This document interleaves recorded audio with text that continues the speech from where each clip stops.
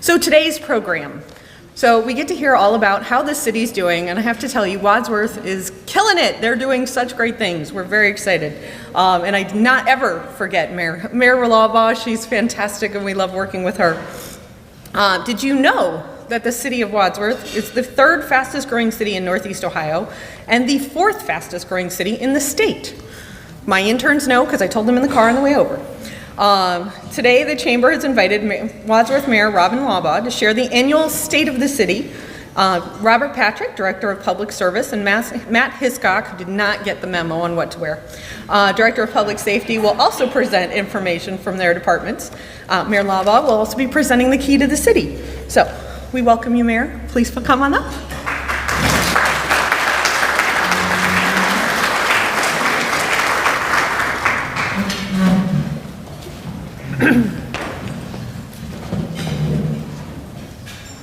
Well, good afternoon. It's certainly wonderful to be here. I'd like to thank the Chamber for this opportunity, and Janie, this is a wonderful time for us to be able to give a little bit about an update as far as what's going on in the city. And overall, I will say that the city is actually doing quite well. We have strong financials. We've had steady growth and development from the private sector. We've been having continuous investment in the public sector. We've got some exciting projects ahead, so we're glad to be able to have this opportunity to talk to you a little bit about it. I normally don't start talking with the state of the city about financials, mainly because I just want to make sure that everybody's alert and ready to hear the presentation. But I thought about it a little bit, and particularly this year, I think it's a good introduction because it tells a little bit about what's been going on over the last several years. Matt will cover this topic a little bit later on, but as you might have heard, we'll be building a new fire station fairly soon. And in anticipation of issuing municipal debt for that project, we worked with Bond Counsel to secure a bond rating through Standard & Poor's. And at the end of the day, we received an upgrade of our general obligation bond rating from AA to AA+. And obviously it's important because it's very beneficial to the city as we hope to have lower borrowing costs when we issue municipal debt. But the reason I bring this up is basically because it's fairly unusual for a community of our size to have that AA+ rating. In fact, I remember from the last issuance that when we were at AA, it was considered that, you know what, we probably have topped out. We may not be able to get anything better than this because that was an excellent rating at that point in time.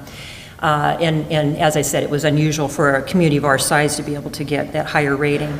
Additionally, we've been told that in this climate, rating agencies are fairly cautious about issuing upgrades as well. So hearing this information, of course, we were thrilled.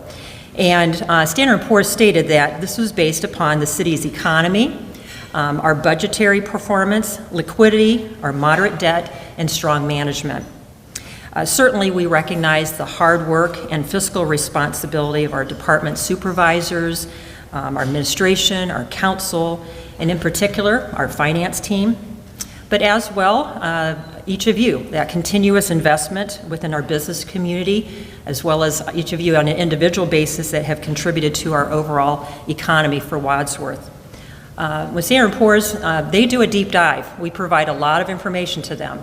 It's more than just the financials. They do look at the business, the economy going on, the investment going on, the community itself. And basically what that told me is that this is very reflective that Wadsworth is a financially stable, progressive, growing community that has a lot to offer its residents. We've been fortunate that we've received several recognitions over the past year. Some of those are financial in nature. We've also received those in conjunction with our services. But I wanted to focus a little bit on this one in the center, this Best Hometown Award from Ohio Magazine. Each year, Ohio Magazine recognizes places that make our state a great place to live. And they recognized Wadsworth, and they said that it was because of our inviting downtown, our strong sense of community, and our forward-looking local leaders.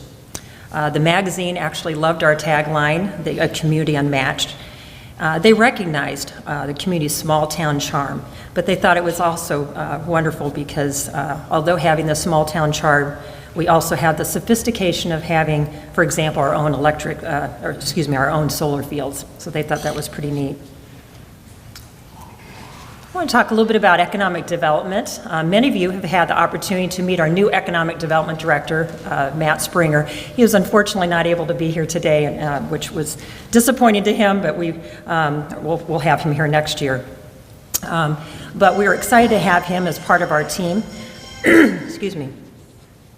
One of the first things that he's been focusing on is a new strategic plan that was put into place this past year. It was under the helm of Aiton Anderson, who happens to be here as well. She's our Assistant Economic Development Director. And we worked with, actually, many of you here in this room and many other stakeholders on council and so forth to put together a plan for the next 3 years to help us have some focus as far as our economic development. In particular, they're working on business retention and expansion, as well as workforce, as well as business attraction. We've had steady growth and development. Obviously, the census was finished recently, and the data was distributed, and there was no surprises. We knew that Wadsworth is a growing and developing community. We are the fastest growing community in the Medina County, and we certainly are aware that Medina County is also is one of the faster growing counties in the state of Ohio. Even though in last year, in 2021, we were still dealing with some of the effects of COVID-19, it actually was a pretty good year as far as our investment was concerned. We had 23 projects that resulted in almost $19 million in capital investment. We had 14 new businesses that were opened, 7 new businesses that have opened thus far in 2022, and I'm aware of 5 more that are on the horizon. In addition, we've had several of our manufacturers that are in the process of various projects. Advanced Plastics that is now located on Water Street, but has recently located to Corporate Parkway. And the reason why I'm like, is actually, it was around this week that they were supposed to be moving, so I haven't chatted with them to find out if they actually moved this week, but very soon they'll be in their new headquarters there. This is a wonderful project. I've toured it. It's beautiful. And it was $2.275 million project, and they're going to be adding 25 new jobs with this. And it's going to benefit them for years to come.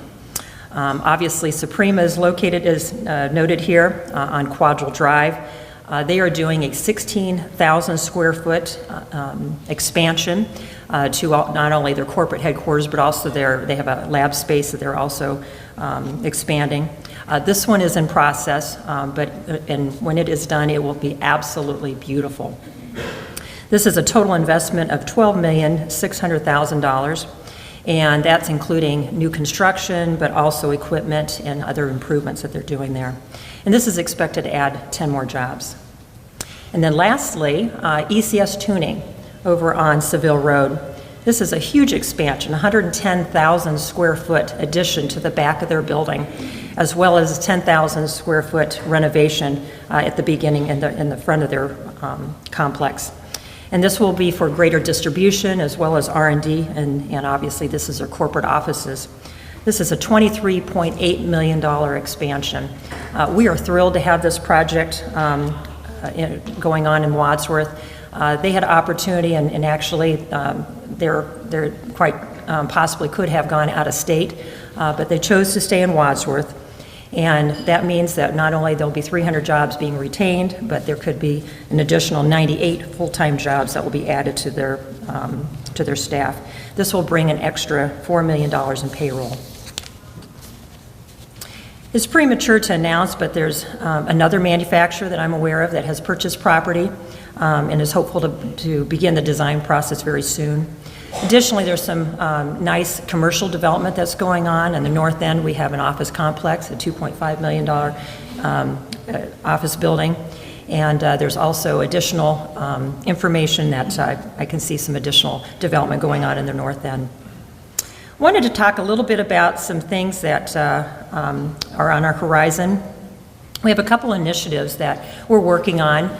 One is workforce, and I'm preaching to those that are probably shaking their heads yes and dealing with the same thing, but the City of Wadsworth is not immune to the circumstances that we find ourselves throughout the country, and that is workforce is a very important need for us at this time. We have valuable employees that we want to retain, and we have valuable employees that we want to bring on board. And so we're putting an emphasis on an initiative to make sure that we do just that. And some of the things that we'll be focusing on, and have been already on some of these in particular, but we're going to be expanding our onboarding program, putting additional emphasis on compensation, and making sure that our employees are compensated appropriate to industry standards. We're going to increase our communication within our departments. Excuse me. Have improved or increased performance feedback, and also have increased recognition for our employees. And we're hopeful that will be a wonderful addition to our already in place things that we have in place to be able to retain those employees and then also bring on additional. Another initiative that we are looking at and putting into place is a Beautifying Wadsworth Award program. There's been a great deal of effort over the past several years throughout the community to improve the beautification of the community. You've obviously noticed additional flowers. We've been putting additional attention to maintenance. When projects are designed, certain infrastructure projects, when we have the ability to add some beautifying features, we've been doing that. So for example, in our southwest parking or in the roundabout project that's being developed very soon, those are things that there'll be some elements that have extra beautifying elements. We'll also continue to do beautifying improvements throughout the community. You'll be starting to see some new signage that actually there's a couple examples right here. In addition, we have our interchange that we're going to be improving, as well as making some major park improvements, which Mr. Patrick will be talking about shortly. So the city, we've been trying to do our part to beautify the community, but we also recognize that each of you in your businesses and in your homes have been doing your part, and we think it's a good idea to recognize that. And so we want to acknowledge residents and businesses that are doing the same with well-kept properties or improvements to your structures or yards. So we're beginning an award program where winners will be selected on a regular basis, and you'll be acknowledged on our website and through social media.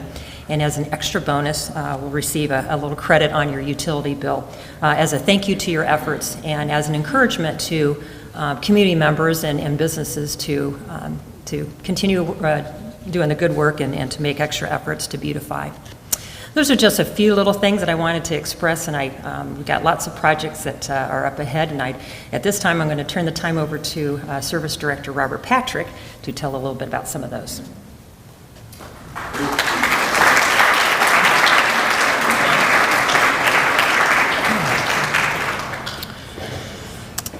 Well, good afternoon, everyone. It's nice to see everyone again in person. If you remember last year, we actually did this over Zoom, and it's funny the things that you recognize after being gone for so long. Like when you're doing a presentation, cell phones are going off, music is happening in the background, a nice meal, which I don't always get to enjoy a nice meal, so hopefully I don't fall asleep in the next 10 minutes.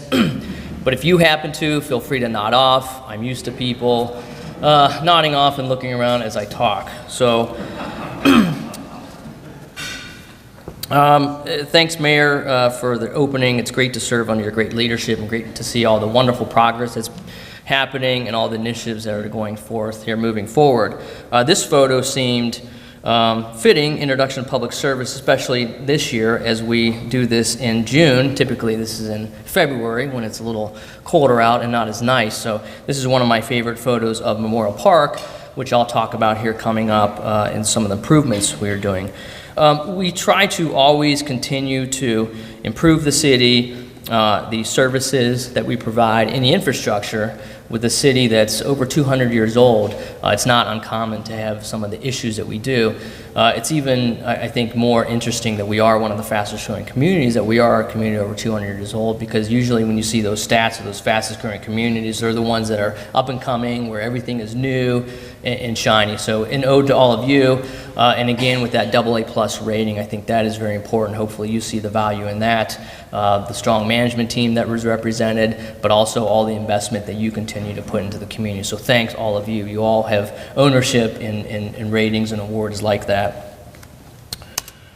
A big project that I know a lot of you are really excited for coming up here, that's actually starting in 2 weeks, actually on July 5th, is going to be the State Route 57 and Seville Road Roundabout project.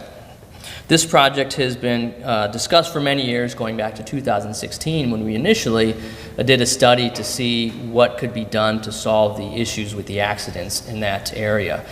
Someone recently that was a proponent for the project told me that the accidents have been happening ever since they were a child, and they were much older than myself, so I know the problem has been around for quite a while. So this will go to help solve that problem. This is actually going to be 2 projects. If you can see on that first image, the roundabout at the intersection, but also just south of there, ODOT is replacing a bridge. So that would have another 90-day closure. And so a couple years ago, we worked with ODOT to combine those projects in the same year, so there was only 1 closure, and you didn't have 2 90-day closures back to back in multiple years like was originally proposed. So we're thankful that they saw the logic in that. As you can see on the right there, the roundabout's going to have a long splitter islands, so there's going to be a long approach, so you can see that coming up, going to help to slow down traffic. The roundabout is going to be wide as possible for a single lane roundabout to help with all the truck traffic that goes through the area. The roundabouts are designed so they do have concrete in the center too. That's actually built for trucks to be able to hop that curb and get through.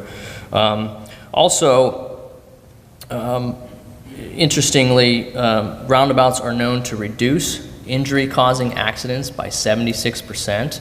They're also known to increase the flow of traffic during rush hour by 30 to 50%. So who's excited about that? So it hopefully it's yes, Matt is definitely excited, and I know some of you are.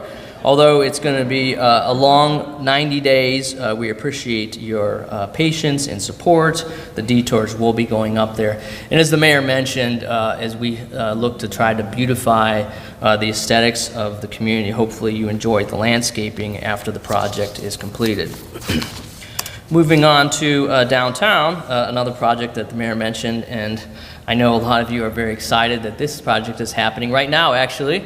As I talked to some of you before the presentation, the Southwest parking lot is finally happening, as shovels started last week. That improvement's been talked about for a long time, back when the southern area was improved back in 2013. We're excited that it's ongoing. We know that it's going to be an inconvenience for businesses and those of you back there, but hopefully you'll like the improvements when it's done. We did have to scale back because of the problems like a lot of you are having in your businesses, or if you're trying to do any home remodeling or renovation projects. The way prices are increasing and the difficulty finding contractors to do work, we're not immune to that. So we actually had to put this project out to bid twice to get pricing that we could move forward with. We had to make some modifications to the project, so some of the improvements there, like the colored pavers in the parking lot, unfortunately aren't going to be able to happen. Some of the private improvements aren't going to be able to happen this year, but we're going to look to try to get some of those done next year if those folks are willing and want to move forward with that.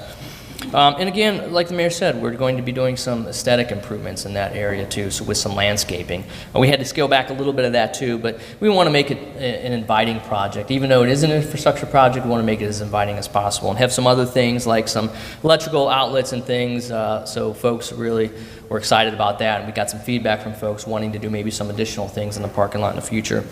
We're also hoping to install a sidewalk on the South Lyman Street area on the west side. If you've ever had to traverse that or had children that had to traverse that to CIS, you know it's very difficult to get through there. So that was a project that we got some funding from the Community Development Block Grant Program, and we have that out to bid right now. So hope we can find someone to get that done. As we start a long-term improvement project at our water treatment plant, we want to continue to provide the highest level of drinking water to all of you and be in compliance with the EPA. So this project is starting to move forward, although estimates are now 50% more than they were 2 years ago. We're going to be working through that issue here. It's going to be the start of really a 4-phase, around a 10-year improvement project at the water treatment. Make sure that we continue the high level of service and we can have the capacity as the community grows into the future. You can also see a tower there. We're going to do a renovation project to the Summit Street Water Tower. Get that cleaned out, make some improvements to it, put some nice fresh coat of paint on. We're going to be using some of our allocated ARPA dollars for that project coming up. This is the generator project that I talked about 2 years ago out at Freed Park. This has been a real successful project in helping to keep our electric rates down. It's a peaking project, so on hot days like maybe later today, these run to help to take some usage off of the grid.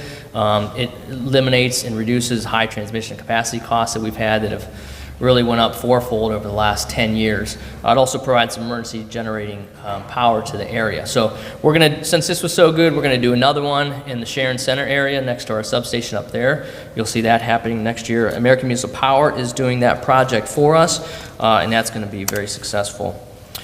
Mayor mentioned park improvements, and so you can see on the map there we have quite a bit of parks for a city of our size, which is a wonderful asset. We hear nice compliments of folks as they move into the community and like the amount of parks and fields that we have, but we also understand that some of those facilities are a little outdated and not up to the standards that we would like to provide to the community. So this project is updating our old master plan. What we're going to be doing is we're going to go through each park. We're going to be seeing, look at what's good, what needs to be improved, what features are needed, what new things that could be brought into those areas, and then put a plan to move forward to make sure those improvements are done in the future.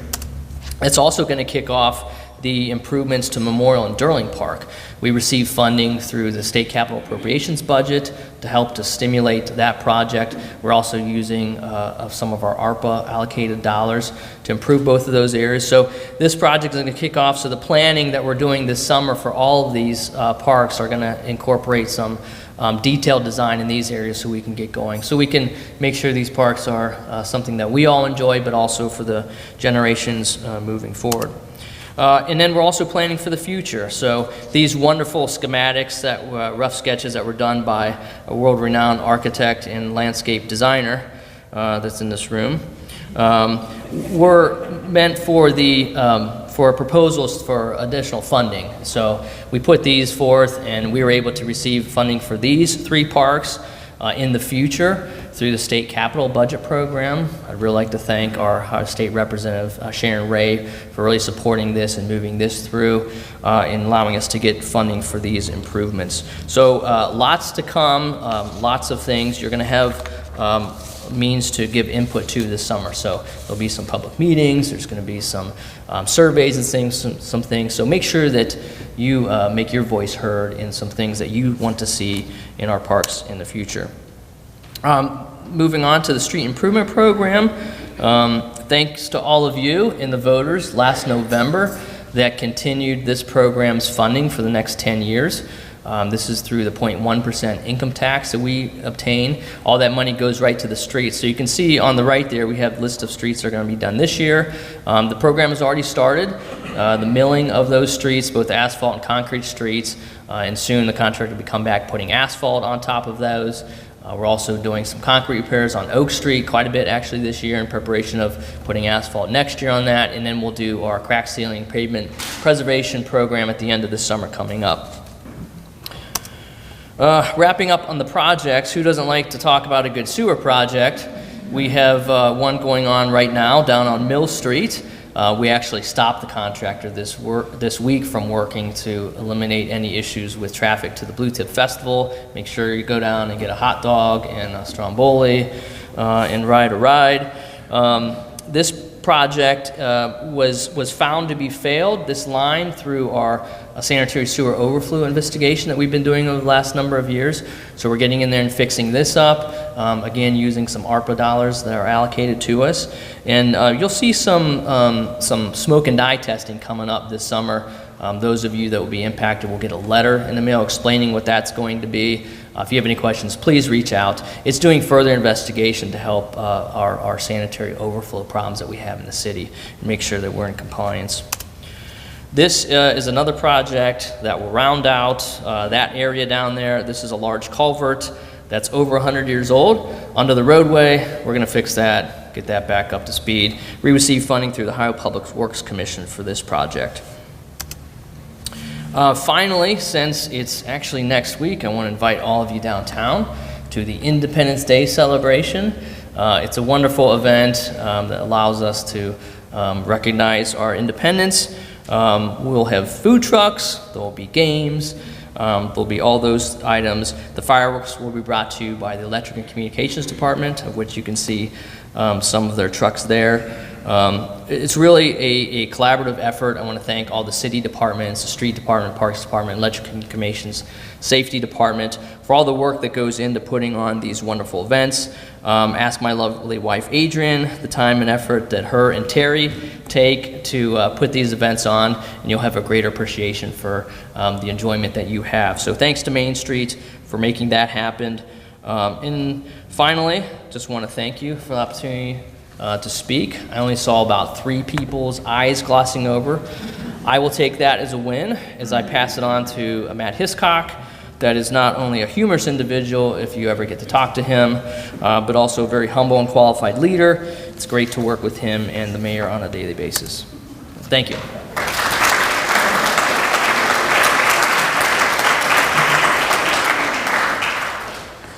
Thank you, Robert. Public notice, the siesta portion of the presentation is now over.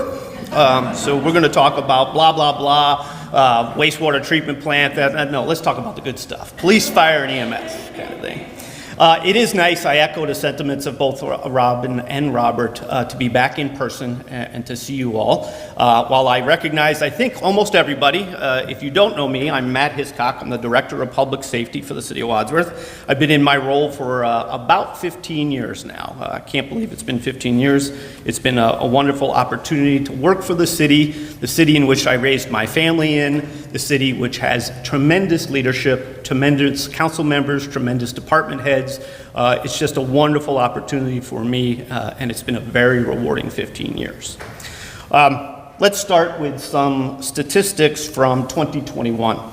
So whenever you talk safety forces services, you usually measure those things in terms of statewide data, and statewide data is oftentimes broken down into statistical information, whether it be police involvement, fire involvement, or EMS involvement. 2021 continued to be a busy year for all of us. The police department handled approximately 13,370 calls for service, while our dispatch center actually handled 19,338 calls. The fire department responded to 424 calls for service, while EMS responded to 2,925 medical emergencies, the highest volume of total calls received by that department in the history of our service. So very, very important item that I'm going to speak to a little bit later about. Some snapshots of general statistical information for you from 2021. The leading criminal cases handled by the Wadsworth Police Department included drug-related offenses, mental illness-related calls, vandalism, OVI, and theft offenses. Pretty common for a suburban city of our size. We did have significant investigations ongoing. In particular, I would be remiss if I did not mention the hard work and effort by our Detective Bureau, as well as everyone in the police department, which culminated in the arrest and prosecution of 8 individuals involved in the Iron Cannon homicide. On the EMS side, COVID continued to plague us in 2021, involving EMS infectious disease responses, either COVID or COVID-related symptoms being present in about 38% of total calls for EMS. So still an ongoing issue last year and continues to be this year. Staffing. I've always said, and I think if you've heard me speak before, the provision of quality public safety services really begins with the quality of the people who provide those services. Wadsworth is no different, and we take great pride in selecting the right people to serve all of us in our time of need.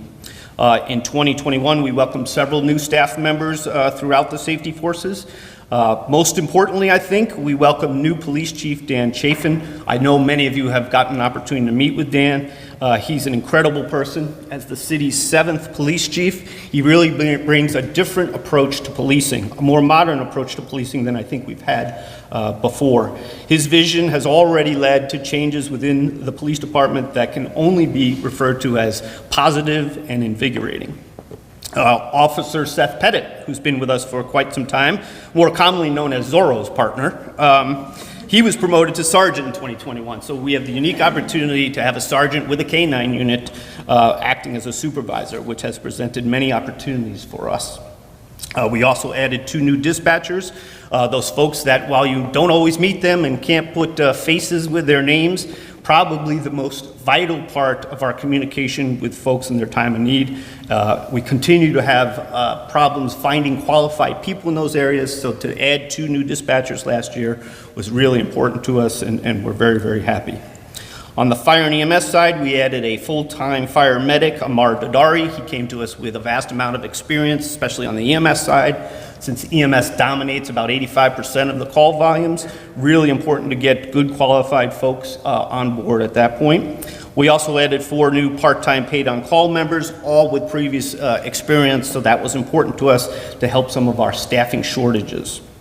Of particular note, I want to make sure that I mention the loss of Andy Honner. Andy, as many of you know, was our longtime fire and EMS mechanic. He was really much more than just a mechanic.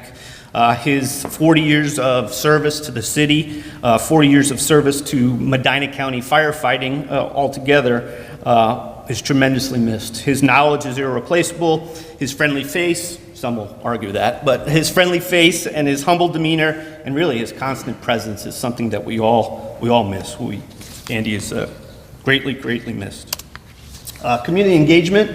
2021 marks an opportunity for the safety forces to get back out and meet with people, meet with individuals, provide some of the services that we have always done and are important to us. Things like Safety Town, Safety Forces Camp, things like Cops and Kids, the old Shop with a Cop program, if you will. We hosted more than 450 young people in terms of some of our community engagement programming. We were able to participate with some of our partnering agencies in other events. We hosted the Patriot Day ceremony, as well as the ever-popular Main Street Wadsworth Safety Forces First Friday event, which continues to grow. Another great event this past June here. It's a wonderful, wonderful opportunity for us to engage with those we serve, and something that is vitally needed in the safety forces realm in today's day and age. We continue to do fundraising events, try to encourage the local giving of our safety forces personnel to those who give so much to us. And we did that through different fundraising events, which included not only the No Shave November-December fundraising event, as well as the Memorial Andy Hunter Police Fire softball game. We look forward to more in-person 2022 events to engage those that we serve. With continued growth in call volumes and activities throughout the city, the Fire and EMS Department continues to be a vitally important municipal service that I think we can all understand and honor. However, we've seen a drop nationwide in volunteerism. We are affected by that drop in volunteerism, so we are looking to begin the process of examining a change in delivery service models. For a long time, our community has been served by a combination of full-time firefighter medics as well as part-time fire and EMS folks. We continue to look to see what advantages we can gain in terms of changing delivery models and what the cost of those models may be. So we will continue to explore that opportunity this year. Several personnel accomplishments within the Fire and EMS Division. Assistant Chief Potter completed 3 years of the Ohio Fire Executive Class, a 3-year intensive class which really is designed to bridge the gap between line officers and those who would ultimately be fire or chief officers at some point in time. Several of our EMS crews were individually recognized by our medical control doctor at SUMA for outstanding life-saving efforts throughout the year. In addition, many of those teams were awarded Outstanding STEMI Team of the Month awards through SUMA Hospital. 2021, the department also continued a rather vigorous replacement schedule. As you might imagine, replacing safety forces equipment is a capital-intensive situation. We thank the community and those in this room who supported us in the fire levy. Because of that fire levy, we've been able to take positive steps to move forward on the construction of our new fire headquarters, as well as replace fire engines that last this community about 20 to 25 years. Things like Fire Engine 3, which we hope to take delivery of later this summer, as well as the ordering of our new ladder truck at an estimated cost of about $1.4 million. So we continued through 2021 with the design of the new fire station project out on College Street. If you've been by there recently, many of the initial construction-related phases are ongoing. Things like asbestos removal, tree removal. We began demolition of some of the homes in those areas. So we hope to break ground later this summer and actually begin with some of the footings and the land work in that particular project. Kind of a look ahead, we continue to implement our new Marks radio system. It's an important idea in terms of communication within safety forces, not only in our community, but that we have the capability to operate with other communities in terms of mutual aid needs. And we took a big step this year in terms of the implementation of that project, and we work through some of those implementation hurdles right now on the Marks radio side. You see the fire levy renewal. Actually, it's a look at the signs that we used on that. The reason I put that is because we're talking about an EMS levy renewal later in November. Because of some of the call volume needs, because of the staffing changes that we might need to implement, we're going to look to our community again for support in the efforts of upgrading some of the EMS side of the house items. We also completed all of the specifications and some of this change in service delivery model analysis that I've mentioned. We look to maybe implement some of that later this year and perhaps moving into 2023. I think with that, I'll invite Mayor Lawball back up.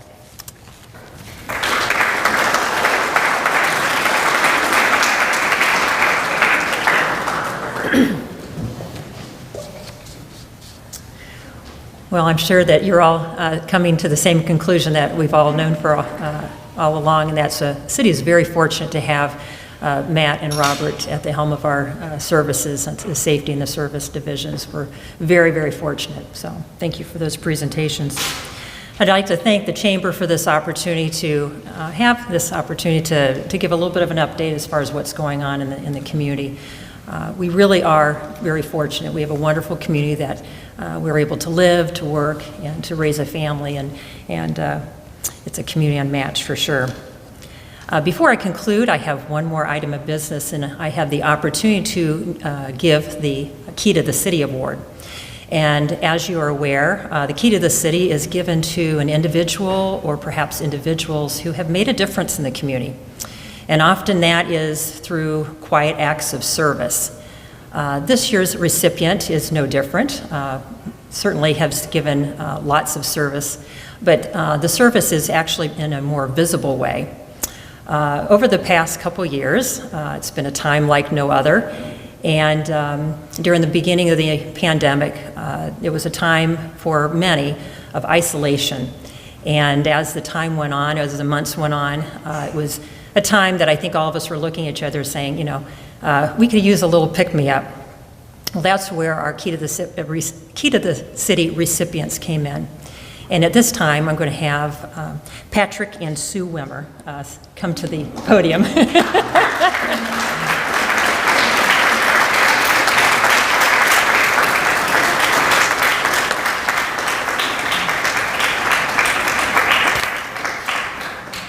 This is a surprise for the Wimmers, so they were not aware of this.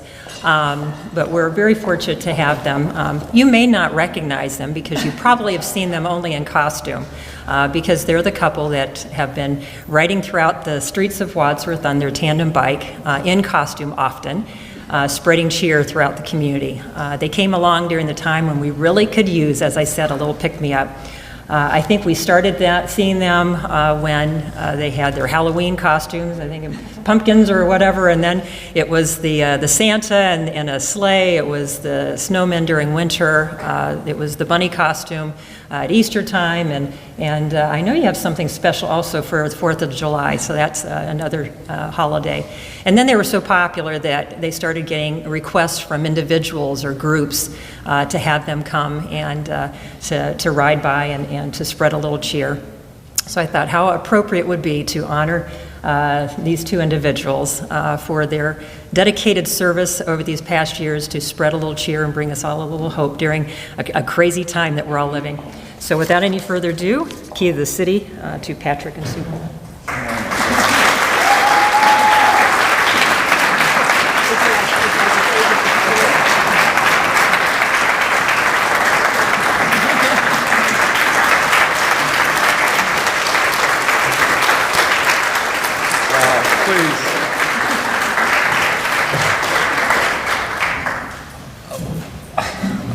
I'm speechless.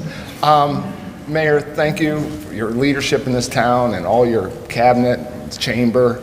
You guys are what makes it enjoyable to be part of this city. We get asked a lot how we got into this and what happened. And just briefly, I'll tell you, we started dating back in the mid-90s, and I think one of our first dates was just taking our individual bikes out and riding. But we soon found that was not conducive to carrying on conversations with each other. So when we both retired in 2015, actually June of 2015, Sue from teaching kindergarten for 35 years and me from helping run the casino in Cleveland and a couple other things, we both walked off our jobs at the same time. She closed her door, called me, and I said, okay, I'm out of here. But the next day we got up and said, let's go buy a tandem bicycle. So we went down to, I think it was Pete's in Maslin, and looked around and we said, we'd like to buy that tandem bicycle you got there. And he goes, okay, so you've ridden before? And we said, no. And he goes, well, I'm not allowed to sell you this bike. I said, what? He said, I can't sell this to you until you both ride a bike, because this is either gonna make your marriage stronger or weaker. So he said, you take it out for an hour. If you're still talking when you get back, we'll sell it to you. So we got back, and there were some communication issues. I'll let Sue talk a little bit about that, but just, we ended up getting on that bike, and then that was shortly before COVID, and as Robin pointed out, Sue, with her kindergarten background, needed her kid fix. And so we started hearing about kids that couldn't get out to go see Santa Claus and stuff. It really broke our hearts. So we said, let's don costumes and let's go make home visits. And that branched off into senior centers and daycares and just a whole host of things, to where our slate during the winter is like, I hope it doesn't rain, hope it doesn't snow, because we've got backup of hundreds of places to go. I'll let Sue say a couple words about what it means to us to... Well, we wanted to be anonymous. We didn't want people to know. But obviously that didn't work, because we just kept getting calls saying, please come, please come. And I think both of our fathers raised us with the idea that be the reason someone smiles. And we did that. And we would see people in the darkest of times laugh out loud at us and wave or say, oh, are you the tandem couple? Or have little kids run up to us and cling on us and say, oh, we saw Santa on a tandem bike too, and we're dressed up as the Easter Bunny. So it was just very, very precious. And kids of all ages, I mean, little toddlers to 95-year-old seniors that are so excited to see us. They'll be sitting on their porch waving and missing us if we don't make a day because of rain. So it's been extremely rewarding to us, and much more for us, I think, than for the community. So I think we are so surprised, touched, and Wadsworth definitely has the key to our hearts, because you've given us so much in return. Thank you.